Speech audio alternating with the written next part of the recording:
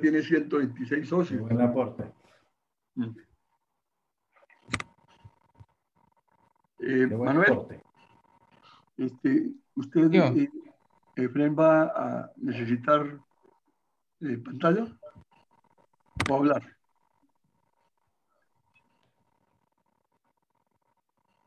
Manuel, Efren, ¿usted Sí. necesita pantalla? No. Manuel.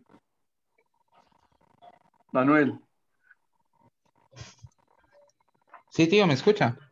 Ajá. Bueno, le presento al doctor Efren. Mucho, doctor. Ya abrió. ¿Cómo está? Sí, ya estamos en vivo. Bueno, listo. Ok. En 2 minutos iniciamos. Perfecto, chévere. Y esto lo están transmitiendo entonces vía Facebook. Sí, vía Facebook Live. Y eso Chévere. permite tener un archivo bastante grande, ¿no? Que la gente que no pueda la vea más tardecito. Todas esas cosas son importantes. Chévere. Chévere, chévere.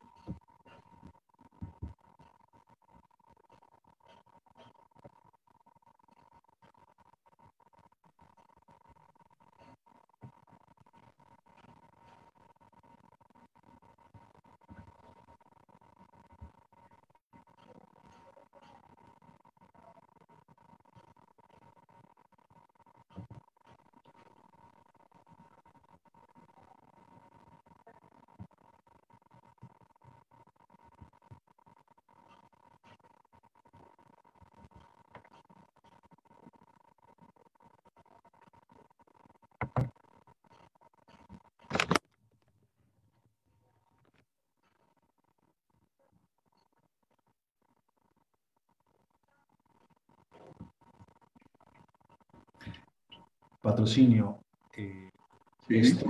Esto funciona como cuando lo hicimos de forma presencial.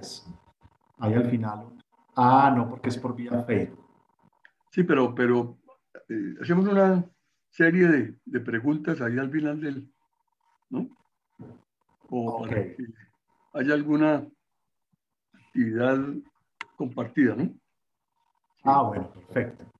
Entonces dejo tus finales para que podamos conversar con la fundación. Bueno, iniciamos pues. Muy buenas tardes para todos. Buenas tardes, doctor Efren. Bienvenidos a esta nueva sesión virtual del 5 a las 5. Esta es una nueva cita con la educación y la cultura, y en este caso con análisis de un experto en comportamientos sociales. Les saludo en nombre de nuestra querida fundación y de las entidades y personas que hacen posible que estemos constantemente con ustedes. Esas entidades son la empresa Aguas Capital, la Caja de Compensación Familiar del Norte de Santander, Confanorte, el Club Rotario Cúcuta, la Biblioteca Pública Julio Pérez Ferrero, Infonorte, la Floristería Pistilos y los Hoteles Bolívar y Casino Internacional. De verdad, agradezco mucho la presencia de todos los que se conectan esta tarde y su participación en esta actividad académica. Asimismo, déjenme decirles que queremos ampliar el radio de acción de la Fundación, tener más socios y más actividades en la ciudad. Por esto, si a usted le gusta la academia, la educación, la cultura, el deporte y las actividades sociales, apóyenos en esta difícil tarea en la que estamos empeñados desde hace bastante rato. Les invito a formar parte como socios activos de la Fundación. Con confianza, manifiéstelo al terminar esta función o por escrito a mi correo electrónico y con gusto le haremos los trámites de su afiliación. Nuestra actividad de hoy es la sesión virtual y la conferencia número 4 de 2021. Es también nuestra sesión número 292 en los 14 años y 9 meses y medio de vida institucional del movimiento educativo, cultural y social del 5 a las 5. Para su información, el 5 de mayo próximo cumpliremos el aniversario número 15 del 5 a las 5. Para este año tenemos previstas algunas realizaciones. Editaremos 2 libros más para llegar a 12 en nuestra editorial. Además, pensamos desarrollar más actividades culturales, empezando por los ciclos de conciertos de todo tipo de música. En lo que respecta a la música clásica, vamos a honrar las memorias de Beethoven y Mozart en sus 250 y 225 años de las fechas de su natalicio, respectivamente. Nuestros próximos eventos académicos serán: el próximo viernes 26 de febrero estará en la plataforma de 5 a las 5 el doctor Andrés Franco Herrera en su conferencia Hacia una sociedad del conocimiento. Él es uno de los expertos de la misión de sabios que conformó el presidente Iván Duque para que le asesorara en los temas de ciencia, tecnología e innovación. Actualmente es el vicerrector académico de la Universidad Jorge Tadeo Lozano de Bogotá. El viernes 5 de marzo se presentará el doctor Ricardo López Rodríguez, experto en desarrollo profesional basado en el ejercicio de responsabilidades en diferentes campos y en creatividad e innovación, investigación y gestión de ciencia y tecnología.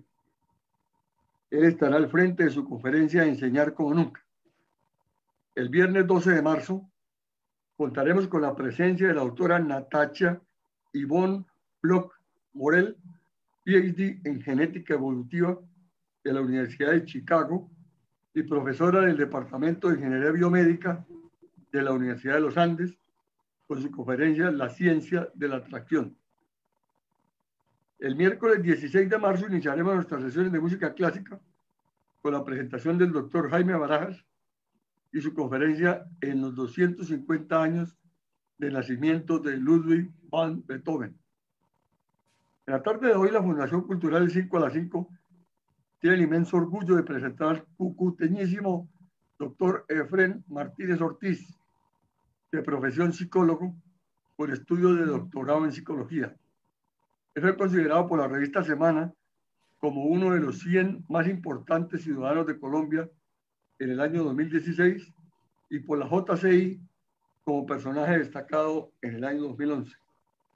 El doctor Martínez es el director del programa de maestría en logoterapia y coaching existencial.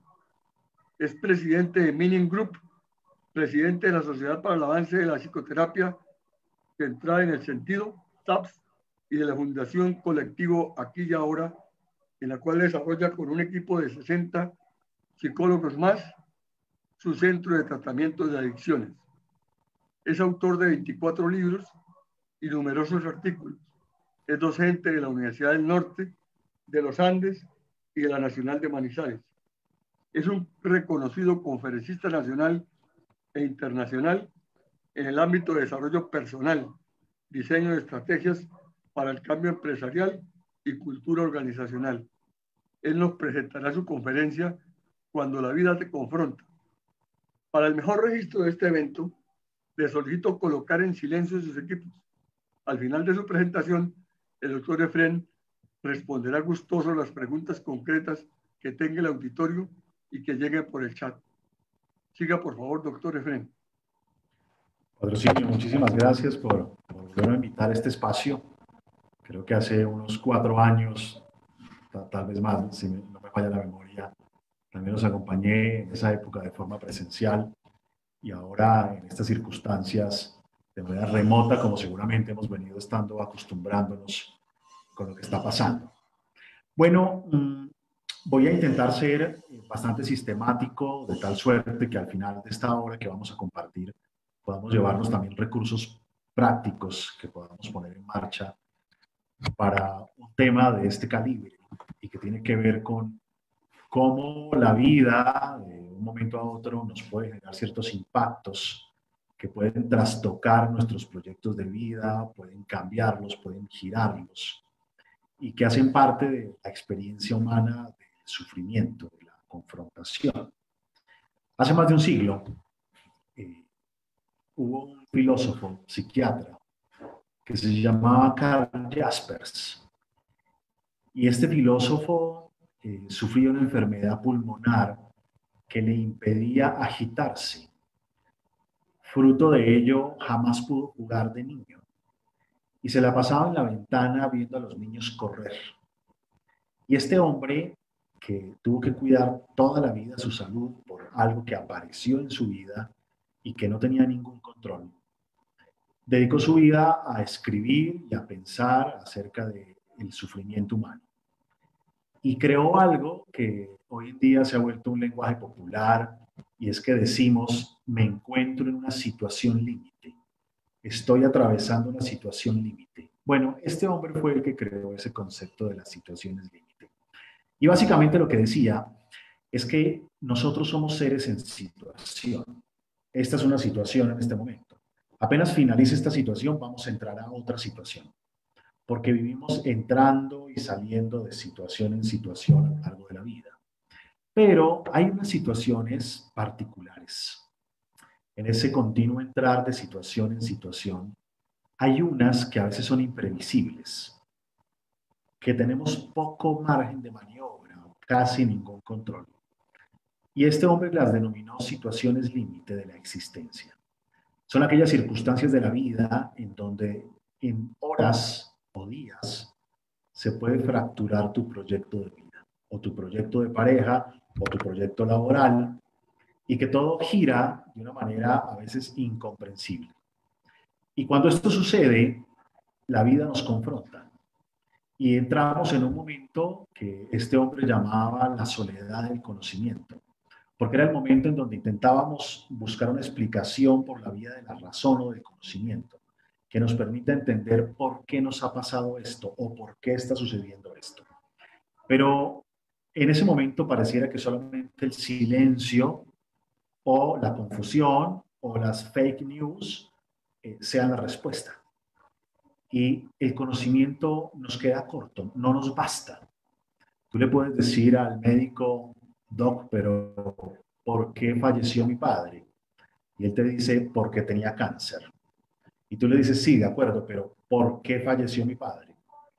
Y él te dice: pues porque hizo metástasis. Y tú le dices: sí, pero ¿por qué falleció mi padre? Bueno, porque colapsó todo su organismo. eh, el conocimiento no te basta. No sientes alivio en ciertos momentos de la vida, aunque conozcas las bases científicas de lo que ha sucedido. Posterior a ello, pues aparece la impotencia y el desamparo, la sensación que hay cosas en la vida que son inmodificables, que no van a cambiar, que ya pasaron, porque murió, porque se perdió, porque se fue, porque se acabó, y no hay retorno. Y te sientes impotente y desamparado. Más adelante darás un salto cualitativo y entrarás en una etapa de la vida en donde dices: ok, la vida sigue, la vida sigue. No sigue igual, pero la vida sigue. Pero ¿cómo sigue? ¿Cómo debe seguir? ¿Cómo será este nuevo momento de mi proyecto? Y ahí aparecen infinitas posibilidades que sin la presencia del límite jamás se hubiesen evidenciado. Algunas personas dicen ahí: bueno, voy a tener que trabajar aunque nunca lo he hecho, o voy a tener que cambiar este hobby o esta actividad porque ya no puedo ejercerla. Son cosas que no estaban presupuestadas. Y después darás otro salto cualitativo y llegarás a una fase que Jaspers llamaba la vida filosófica de la existencia, que era un momento de la vida en donde tenías una serie de aprendizajes que otorgaban el buen manejo del sufrimiento humano, el crecimiento después de un trauma, el crecimiento después de situaciones difíciles y complejas. El tema es que no estamos preparados para una situación límite. Y tenemos además culturalmente un mandato que dice que hay que eliminar el sufrimiento, la dificultad y el esfuerzo humano a como dé lugar. Y eso impide que podamos visualizar el sufrimiento, el error, la muerte como parte de la vida, como una realidad radical que existe y que, así no hablemos de ella, está ahí, está ahí. De una u otra forma, todos sufrimos, todos nos equivocamos y todos morimos. A veces algunos por cuestiones misteriosas. En 2 años pierden su pareja, se quiebra su negocio, les da cáncer, tienen un secuestro, y uno dice, ¿cómo me explico esto en 2 años? ¿No? Y responde el silencio. No es tan sencillo. Pero todos, en mayor o en menor medida, en diferentes momentos, atravesamos el sufrimiento, la equivocación y la muerte. Contemporáneo de Jaspers, hubo otro psiquiatra, también filósofo, que se llamaba Viktor Frankl, que vivió la Primera Guerra Mundial y después tuvo que vivir la Segunda Guerra Mundial. Y se lo llevaron a los campos de concentración nazi por ser judío, donde vivió casi 4 años. Allí murió su esposa en embarazo de su primer hijo, murió su madre, su padre, prácticamente todos sus amigos. Y este hombre, en medio de todo esto, dijo, bueno, ¿cómo se vive ahora sí? ¿Qué hago? Y se llevó una sorpresa tremenda al ver que mucha gente sobrevivió a un lugar en donde por la noche te quitaban los dedos engangrenados, donde la gente pesaba 32, 34 kilos, donde todos los días armaban 2 filas y una entraba a las cámaras de gas y todos morían, y la otra entraba a las duchas y todos se bañaban, día tras día.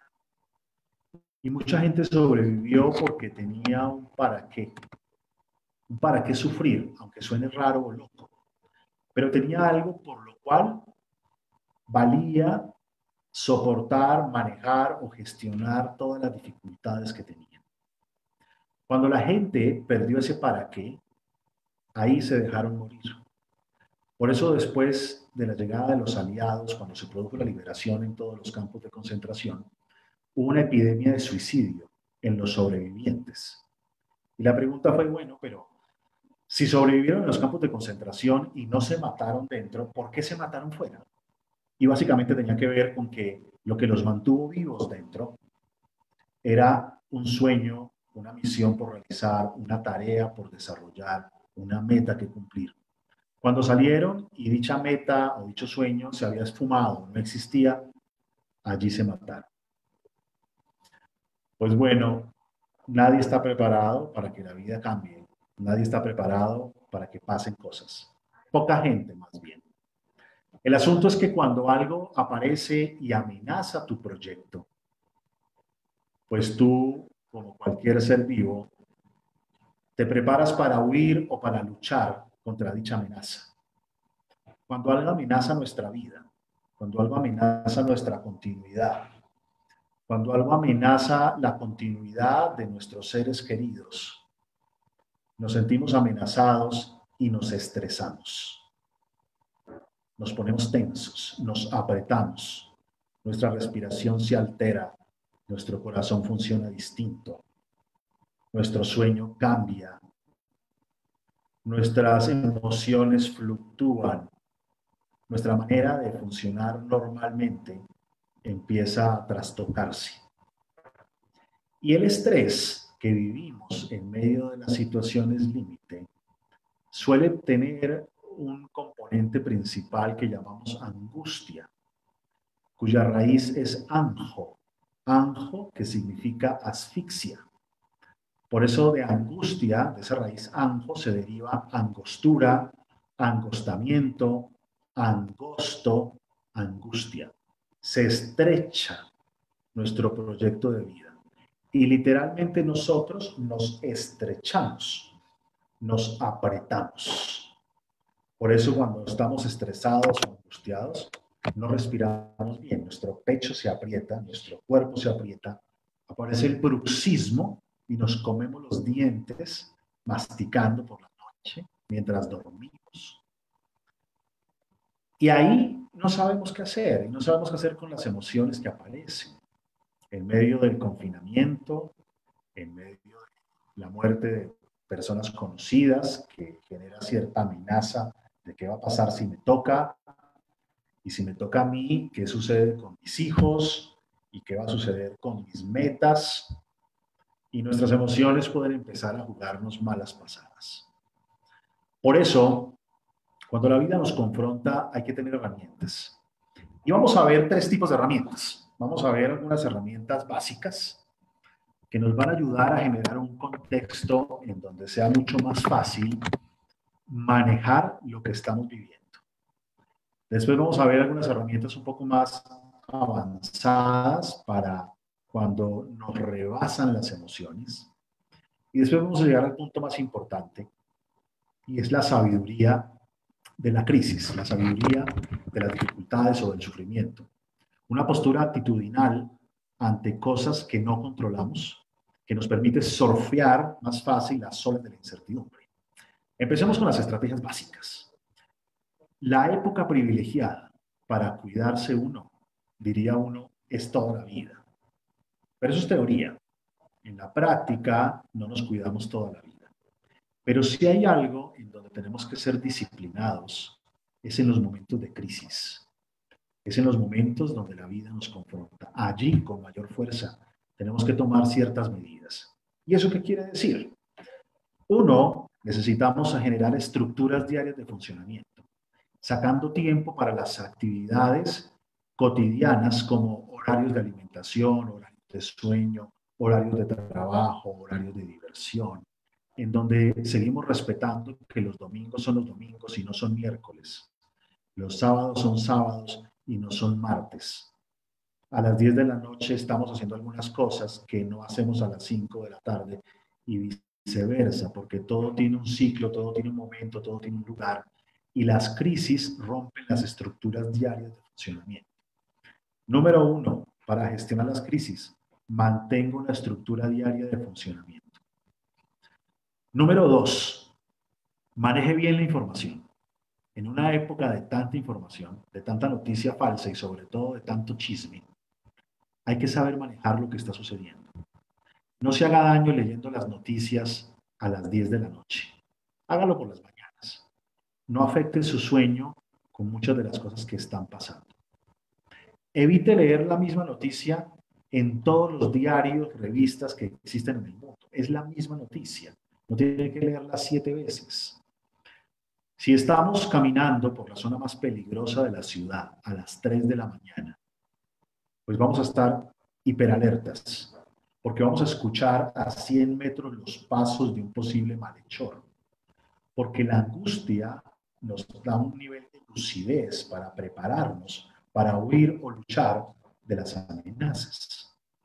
Luego, si usted todo el día está hablando de estas cosas, si además usted se ha convertido en el centro de chismes principal de la familia, mandando por los chats que tiene cuantas cosas pasen acerca de la nueva cepa de tal país y cómo no funciona tal vacuna y cómo tal otra, y las 10 noticias de teorías de conspiración que van a finalizar en una invasión extraterrestre y nos vamos a morir, pues usted es una persona, aparte de chismosa, muy tóxica.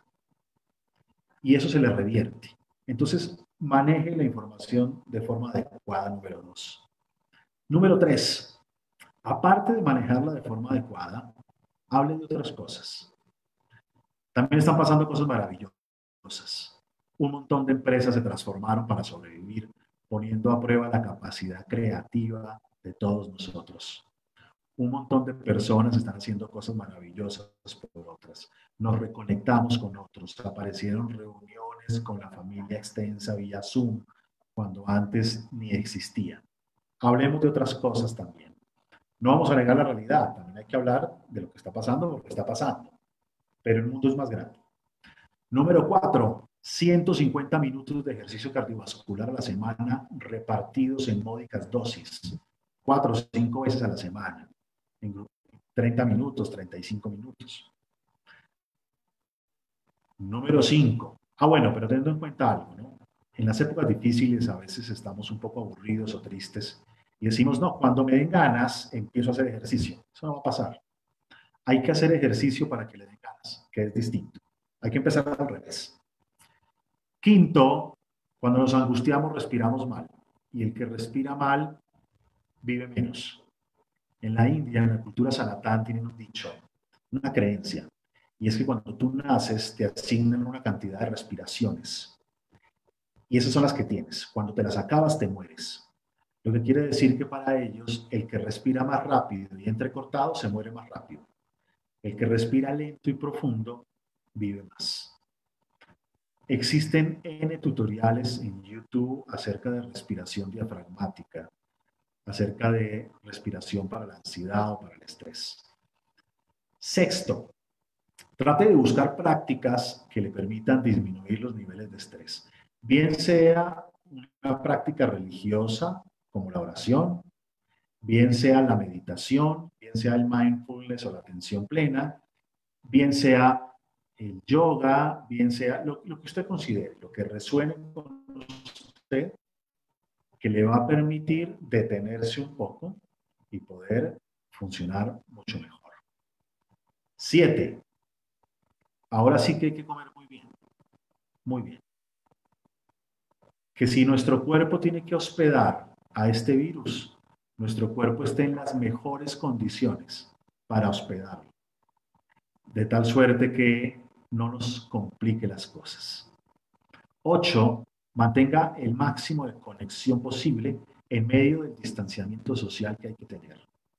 Hay que escribir en los chats, hay que hacer las reuniones virtuales, hay que agradecer a la gente a la que hay que agradecer, hay que mandar emails personales, hay que mantener contacto enriquecedor en las redes sociales y mantenernos conectados. 9. Libere toda esa química cerebral a través del sentido del humor y de la risa. Diviértase de forma creativa. Saque los espacios en su estructura diaria. Vea películas, use juegos de mesa, realice actividades con los suyos, temas disruptivos que generen risa y humor. Esta no es una época para tener 350 peleas. Tenga 5 cosas por qué pelear y dele duro a eso. Pero si usted tiene 280 cosas por qué pelear, usted no vive ni deja vivir. Si usted pelea todos los días porque los zapatos no quedaron perpendicularmente puestos a 2 dedos de distancia de la pared, apenas puedan se van a ir de esa casa y no van a volver nunca. Esta es una época para hacer guerra de almohadas, guerra de cosquillas, guerra de salsa de tomate. Así su hijo tenga 19 años, no importa. Pero es una época de diversión. Y 10, ojo con el sueño. El sueño se ha alterado en muchísimas personas. Y en esta época hay que dormir bien. Hay que dormir bien. La gente que no duerme se enloquece más fácil. ¿Y qué hacemos para dormir muy bien? Mire, lleve una buena higiene del sueño. A.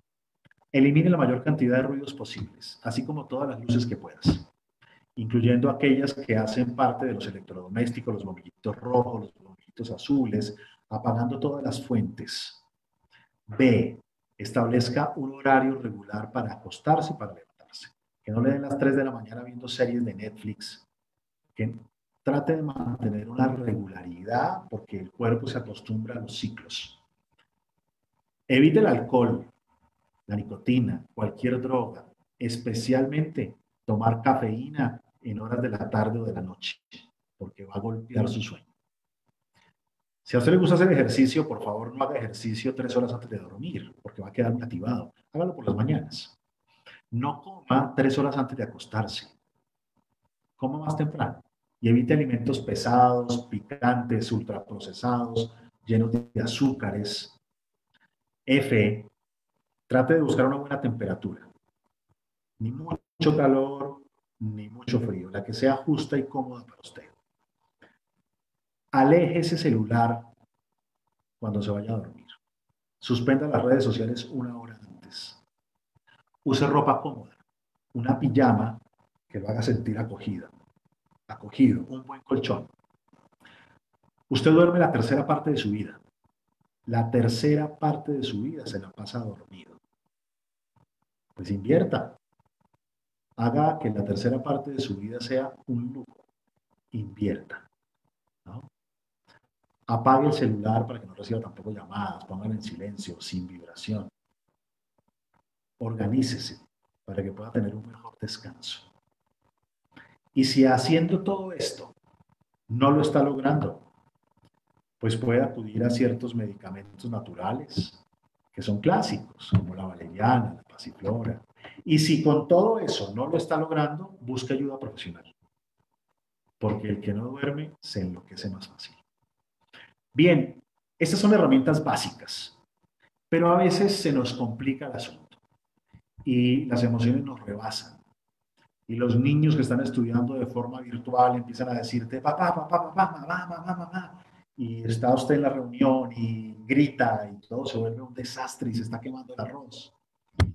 Y, y el encierro nos hace muy vulnerables también. La desconexión también de ciertos hobbies y de ciertas prácticas nos afecta. Y algunos llegan a afectarse a niveles que terminan generando dificultades serias, enfermedades, nos deprimen, nos generan problemas psicológicos. Pues bien, lo primero que hay que hacer es que no podemos en esta época pelearnos con nuestras emociones. Ustedes saben que estamos en un mundo en donde prima la razón, y la razón es una adquisición maravillosa. Pero las emociones han sobrevivido por siglos y no gratis, cumplen una función. Así las veamos como de segunda categoría.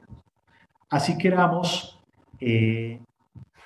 ofender a alguien diciéndole no seas tan emocional, porque es como decirle que es de segunda clase, ¿no? Porque las emociones las vemos mal. No nos gusta que la gente sea tan emocional. El que tiene mucha rabia lo vemos como un loco con quien no se puede convivir. El que se pone triste creemos que está deprimido. El que se pone alegre se vuelve sospechoso, tanto que a las personas que ejercen la prostitución les dicen mujeres de la vida alegre, ¿no? Y si el niño es muy alegre y muy gritón y hace mucho ruido, nos da vergüenza en los restaurantes. Las emociones las vemos mal.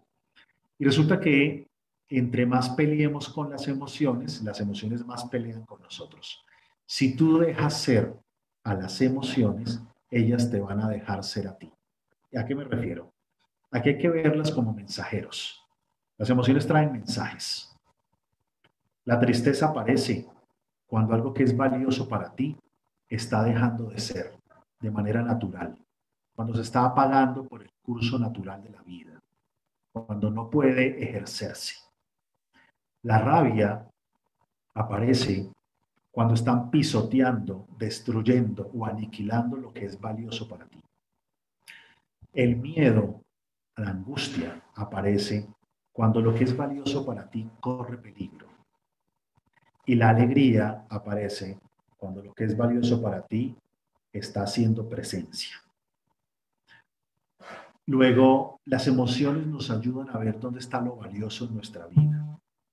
Uno podría decir, no, pues yo sé que es valioso. Sí, pero una cosa es saberlo y otra cosa es sentirlo, ¿no? Hay una frase de un filósofo francés que dice, podrás obligarme a que te dé las gracias, pero nunca a que me sienta agradecido contigo.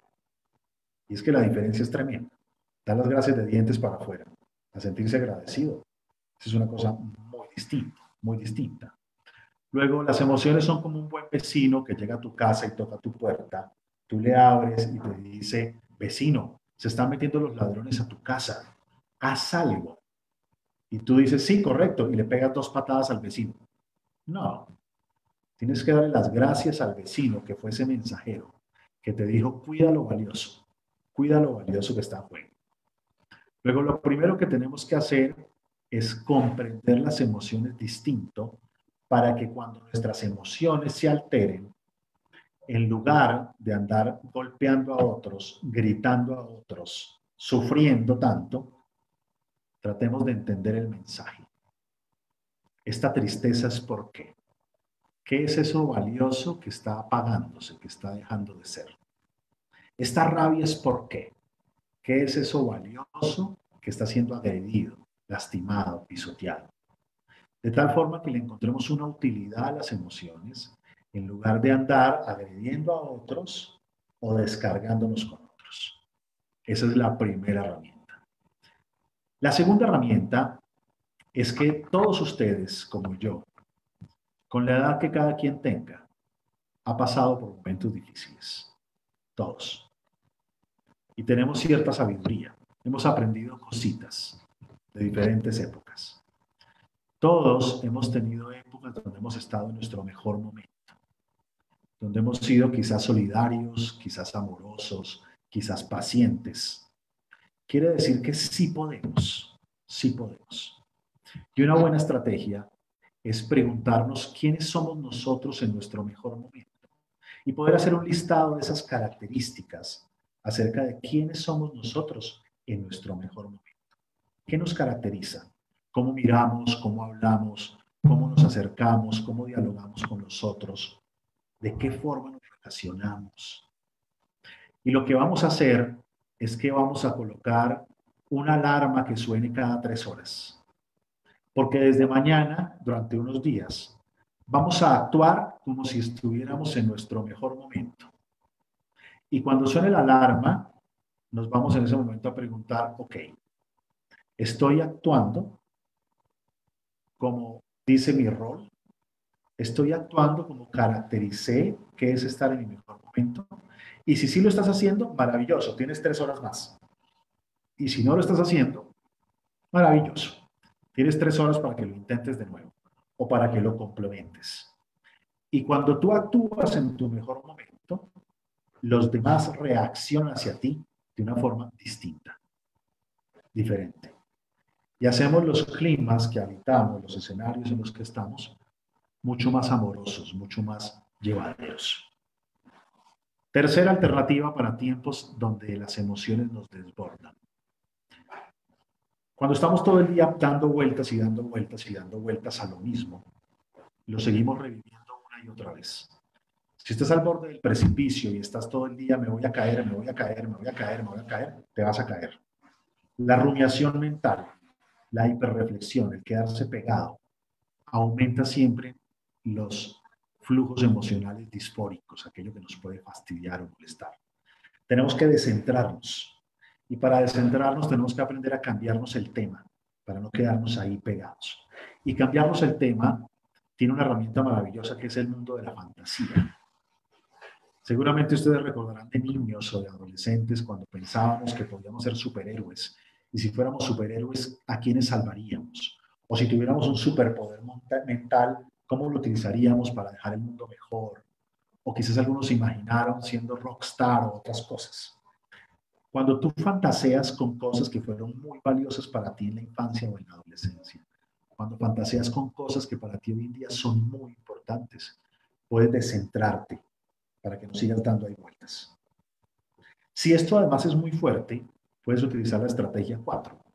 Y es que necesitas tener ciertas descargas físicas que te ayuden a distensionar eso que estás viviendo. Una buena ducha de agua fría va a funcionar muy bien. Ir a la nevera y sacar un par de hielos y tenerlos en las manos hasta que te duela y los sueltas, y vuelves y los tomas hasta que te duela y los sueltas, te va a descentrar. Un buen sorbo de jugo de limón que te genere algo fuerte, te va a descentrar del malestar que tienes, y eso va a hacer que puedas gestionar mejor tus emociones. Pero más allá de estas ideas, que bueno, hay muchísimas, pero el tiempo en esto pues es limitado, y quiero centrarme especialmente en el tercer grupo de estrategias, que son aquellas que tienen que ver con la actitud ante el sufrimiento humano, ante las dificultades, ante las crisis. Por raro que suene, hay una sabiduría oculta que nos otorga el sufrimiento humano. Ahí está. Y en la medida que podamos aprovecharla, pues vamos a enriquecer nuestra vida. Pero yo no quisiera sufrir. Nadie quisiera sufrir. Nadie quisiera sufrir. El tema no es de querer. El tema es que es una realidad radical. Todos sufrimos. Todos nos equivocamos. Y a todos se nos agota la vida. Y como es una realidad radical y no hay nada que hacer y lo vamos a vivir, pues saquemos lo mejor de eso entonces. Tengamos una actitud de aprendizaje, porque no podemos evitarlo. Primer foco. El sufrimiento nos regala algo que se llama conciencia del límite.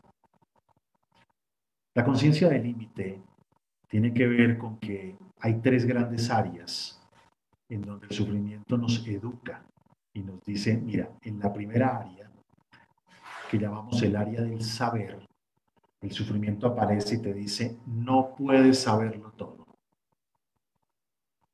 No somos omniconscientes ni omnisapientes, no todo lo sabemos. Y aunque a veces digas, pero ¿y cómo no me di cuenta? Pues porque usted no es médico, oncólogo. Usted no sabe de cáncer. Usted es odontólogo.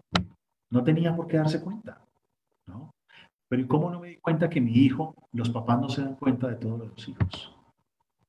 No podemos saberlo todo. Einstein lo diría distinto, diría, todos somos ignorantes, solo que en temas diferentes. Y es una realidad contundente. Hay gente que cree que puede saberlo todo, opina de todo. Opinan de política, opinan de música, pero no tienen ni idea de nada, ¿no? Hay ingenieros electrónicos medicando a sus familiares, medicando como si fueran médicos. No podemos saberlo todo. Y hay sufrimientos que aparecen en la vida. Y podrás saber mucho de algunas cosas, pero aparecen esos sufrimientos y te dicen, esta no te la sabías, esta no te la sabes. Te ubica existencialmente. Te dice, puedes saber todo lo que puedes saber, pero ni un poquito más. El segundo elemento de la conciencia del límite se da en el área de hacer. Y el límite dice, no puedes hacerlo todo. No puedes. Porque no eres omnipotente. No puedes. Eres alguien limitado. El día tiene 24 horas, no tiene 27. La semana tiene 7 días, no tiene 9. Y haga lo que haga, es así. No es distinto, es así, ¿no? Quizás hay personas que creen que lo pueden hacer todo. Y trabajar 16 horas. Pero aparece un sufrimiento y te dice, ya no puedes correr igual porque el cuerpo cambia. Ya no puedes comer ciertas cositas porque te inflamas. No puedes salir ahora sin tapabocas. Aparece y te ubica y te dice, no, no puedes hacerlo todo, no eres omnipotente. Tercero, la conciencia del límite también se da en el área del tener. Y en el área del tener, el límite dice, no puedes tenerlo todo tampoco. No solo no puedes saberlo, no solo no puedes hacerlo, sino que no puedes tenerlo todo. Porque a veces uno dice, pero si yo era una buena mujer, a esas también las dejan, a las buenas, a las malas, a las regulares. Pero yo que he sido tan juicioso, ¿por qué se quebró mi emprendimiento? Porque los emprendimientos también se quiebran. Es que yo quisiera que mi hijo fuera alto, rubio, violinista, pianista, el mejor de la clase. Chiquito, gordito, amarillito, iba a perder el año. Y ese es el que tiene que querer, porque no tiene otro. No tiene que querer al del vecino, tiene que querer al suyo, porque no podemos tenerlo todo. No podemos tenerlo todo. Nadie. Perdemos a veces. A veces se nos acaban las cosas, se nos agotan. Y es parte de. No somos omniabarcantes. No somos, mejor dicho, ningún omni, básicamente, de nada. Y esto no es una invitación a la mediocridad. Ojalá aprendas todo lo que puedas aprender, pero sé consciente que no puedes aprender más que eso y que el saber tiene unos límites. Ojalá hagas todo lo que puedas hacer, pero no puedes hacer más que eso. Y ojalá tengas todo lo que puedas alcanzar a disfrutar, porque lo demás, ¿para qué? Este es el primer elemento de la sabiduría del sufrimiento. El segundo elemento brinda prestación, madurez y crecimiento. ¿Qué quiere decir prestación? Quiere decir que hay aprendizajes que tenemos en la vida que cuando los ponemos al servicio de otros, nuestro sufrimiento adquiere sentido. Hay muchas mamás que han perdido a sus hijos y ahora ayudan a otras mamás que han perdido a sus hijos. Hay muchos alcohólicos que ahora ayudan a otros alcohólicos. Hay hijos que han tenido padres con Alzheimer y le ayudan a otros hijos a que comprendan el proceso del enfermar. Hay empresarios que lograron darle vuelta a esta pandemia a su negocio después de mucho estrés y se reúnen con otros empresarios y les dicen, mire, hágalo así. Eso se llama prestación. Cuando mi propio sufrimiento y mi aprendizaje lo pongo al servicio de otros y lo doto de sentido.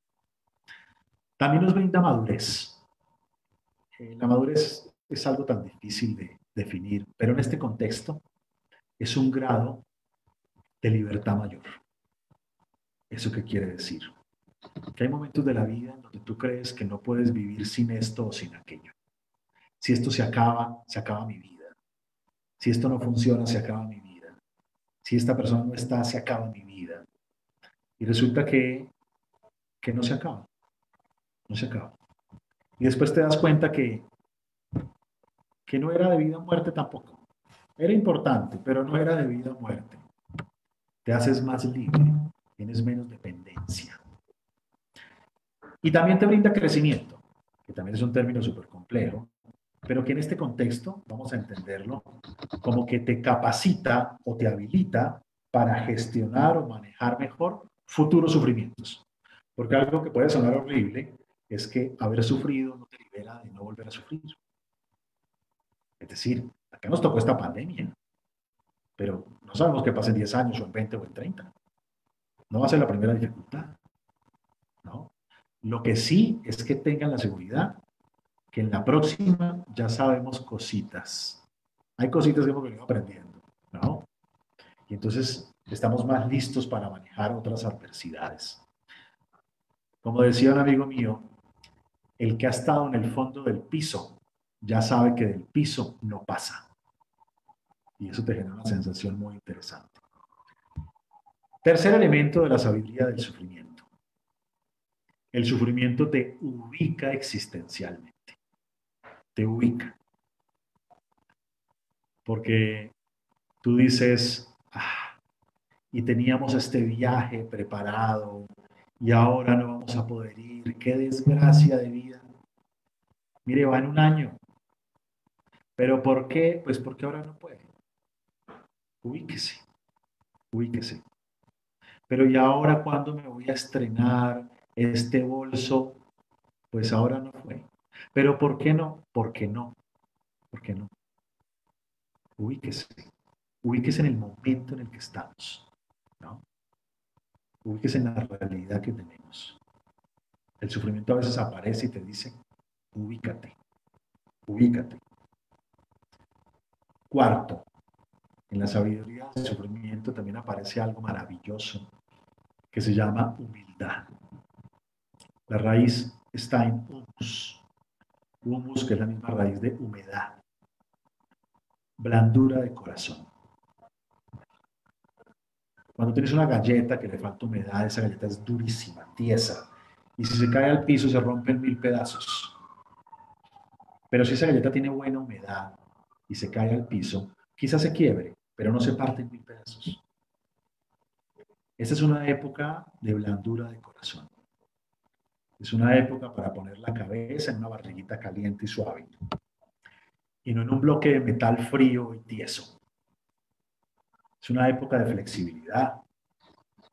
Es una época donde hay que conservar lo realmente importante porque todo lo demás sobra o lo podemos posponer un año, ¿no? Es una época para asumir que en últimas somos hormigas negras encima de unas piedras negras en una noche oscura haciendo la tarea que nos corresponde. El sufrimiento llega y te dice, ni con toda esa plata, caballero, ni con toda esa plata, también mueres. ¿No? Ni con todo ese conocimiento, señora, también sufres. Y quinto, a veces el sufrimiento hace transparente lo que es valioso en la vida. Cosas que se habían vuelto paisaje, que dábamos por hecho. Ahora decimos, oiga, esta casa es chévere, ¿no? Yo que ni me la pasaba acá, esta casa es chévere. Qué rico desayunaron a todos. Empiezan a generarse cosas interesantes.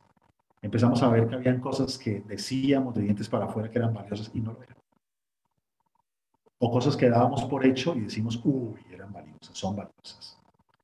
Se hace transparente lo que es valioso en la vida. También mejoramos el material del que estamos hechos o nos damos cuenta de aquello de lo que estamos hechos. El sentido de la vida, el propósito de la vida puede enriquecerse en medio de las dificultades.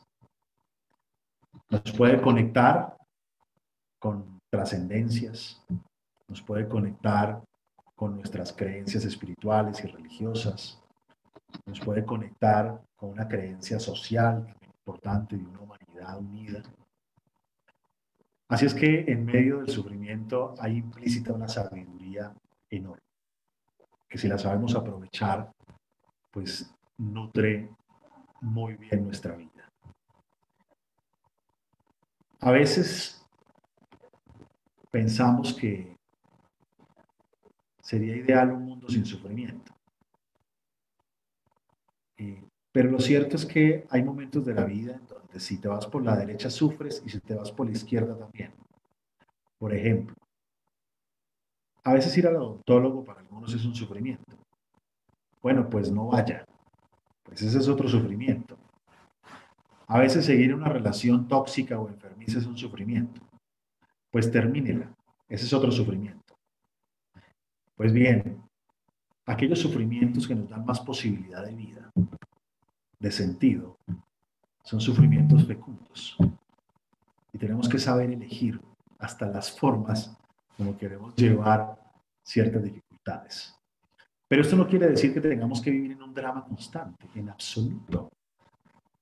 También hay que devolvernos a lo que decíamos al principio, guerra de salsa de tomate, películas, guerra de almohadazos, guerra de cosquillas, reírnos, juguetear.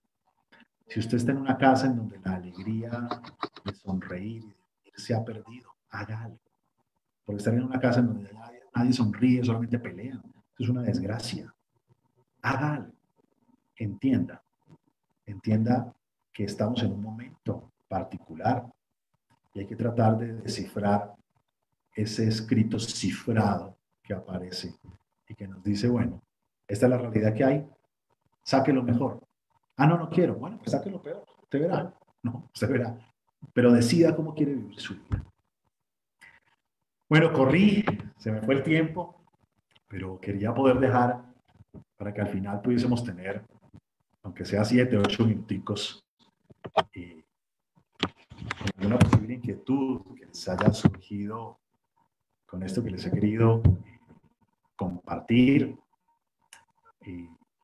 Hay algunas cosas que podrían ser en este momento útiles, por si ustedes quieren considerarlas.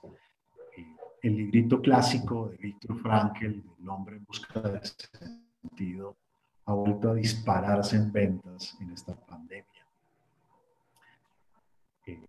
Saqué un libro con unos colegas de la Universidad de los Andes que se llama Navegar la tormenta, que es un libro para estas épocas de crisis, para saber qué hacer con los niños que tenemos en casa y también le están pasando mal, y qué hacer con los papás de uno, y qué hacer con uno mismo, con edades. Y puede ser un aporte interesante de Editorial Planeta, Navegar la tormenta. Y también saqué uno que se llama Hazte dueño de ti, que tiene que ver con propósito y tiene que ver con dificultades, que también podrían sumar esto. Y hay un poco algo de estos materiales y las conferencias en mi Instagram, los que tengan Instagram, y allí pueden encontrar algunas de estas cosas por si quieren profundizar más en esta forma de pensamiento. Bien, tenemos unos minuticos para que podamos conversar de 2, 3 preguntitas que hayan podido surgir. Bueno, extraordinaria la conferencia. Mi apreciado amigo, doctor Efrén. La verdad que muy organizada, muy ordenada, muy matizada, con detalles apropiados. La verdad que más no se puede. ¿Sí? Lo felicito porque cada día está usted mejor. Esa madurez que va adquiriendo usted, pues no tiene límites. De verdad que aprecio mucho el trabajo. Muchas gracias. Tenemos ahí algunas preguntas que le voy a solicitar, pues, su concepto. Alberto Sarmiento Castro. El contexto donde vivimos y todo en contra del valor humano, ¿para qué vivir? ¿Cuál es el significado de sobrevivir? Bien. Sería ideal poder plantear que hay un significado exclusivo para todo el mundo. Y quizás lo haya, pero va más allá de mis conocimientos psicológicos y quizás traiga roce con el mundo de la fe o de la teología, pensar que hay un significado para todo el mundo de la misma forma, ¿no? Pero lo que sí es claro es que cada quien tiene la posibilidad de encontrar un propósito particular, un propósito en donde cuando no puedes cambiar las circunstancias, sí puedes cambiar tu manera de verlas o tu manera de manejarlas. Hay circunstancias inmodificables, realidades contundentes en donde reina el absurdo. Y cuando estamos en medio de ellas, y esto es inmodificable, sería quijotesco intentar cambiar algo que es inmodificable o excesivamente grande. Pero lo que sí podemos hacer nosotros es encontrar propósitos personales que nos ayuden a sortear estas épocas difíciles. Y cuando vemos que el asunto nos rebasa a tal punto que ya no queremos vivir, a veces tenemos que preguntarnos si es sencillamente un tema de tener un propósito en la vida o ya nos hemos enfermado y estamos deprimidos. Y cuando uno ya se ha enfermado y está deprimido y no ve nada, tiene que buscar ayuda, porque terminas viendo todo tan oscuro que llegas a rozar ciertos límites en donde la seguridad personal o la de otros puede ponerse en riesgo. De la misma persona, Alberto Sarmiento Castro, profesor de la Universidad Principal Santander, dice con todo respeto, ¿a qué tipo de sociedad se refiere cuando pierdes el trabajo, el valor de sobrevivir, la falta de reconocimiento, y en una sociedad que vive en pobreza y la mitad de ellos viven en miseria en medio de tanta riqueza? Me refiero a una sociedad que puede ser peor de la que estás planteando, donde el índice de desigualdad en Colombia es el cuarto país en el indicador Gini de desigualdad social en el planeta. Es decir, es una sociedad complicadísima, complicadísima. Y todo eso es cierto, todo eso es cierto. Y tenemos que tomar decisiones. Podemos pararnos en la esquina de la queja o podemos pararnos en la esquina en donde hacemos cosas para cambiar las cosas en la medida de nuestras posibilidades. Y vamos tomando decisiones. También yo puedo quedarme en la esquina de la queja y dar vueltas y vueltas y vueltas, o incluso hacer así y decir, no es cierto, estamos en un paraíso. Pero no es tan paraíso, tienes razón en lo que dices, pero hay que tomar la decisión de en qué lugar de la balanza te pones y a partir de ahí moverte. Muy bien. Dos preguntas del señor Luis Ernesto Hernández. Dice, desde la Edad Media, la alegría está socialmente reprimida. ¿Cómo logramos estar contentos en un ambiente tan prejuiciado? Pues miren, en los campos de concentración nazi hacían tertulias por las noches, en donde morían de risa, burlándose de las cosas que podían suceder. Colombia durante varios años ha ocupado algunos de los primeros lugares en los índices de felicidad. Y uno dice, esto no puede ser, esto no puede ser. Y claro, quizás no de bienestar, quizás no económicos, quizás no de igualdad. Claro que sí. Pero lo que sí es cierto es que nosotros, y aquí digo nosotros los cucuteños particularmente, si algo tenemos es mucha risa. Nos burlamos, somos muy burlones y tenemos ahí un recurso gigantesco, gigantesco. Cuando este recurso se agota, quizás tenemos que preguntar si nos está pasando algo en particular, porque culturalmente los cucuteños vivimos muertos de la risa. Bueno, y la otra pregunta del señor Hernández dice, esta filosofía de vida que nos muestra de manera práctica en qué se iguala y en qué se diferencia del estoicismo. No soy un gran conocedor del estoicismo, pero lo que sí te puedo decir es que si bien la filosofía existencial, que es gran parte de la influencia que he recibido a lo largo de mi vida, después de varias décadas, ha tenido corroboración empírica en todo el mundo. Es decir, puede ser que hace mucho tiempo dijéramos, es que si tu vida tiene sentido, tú puedes llevar una vida más moderada. Y esto lo decíamos hace más de 2000 años. Sí, pero es que en este momento, todos los estudios científicos alrededor de vida con propósito, indican que tienes sistemas inmunológicos más robustos, que consumes menos drogas, que tienes menos problemas de ansiedad, que tienes menos problemas de depresión, que tienes menos ideación e intento suicida.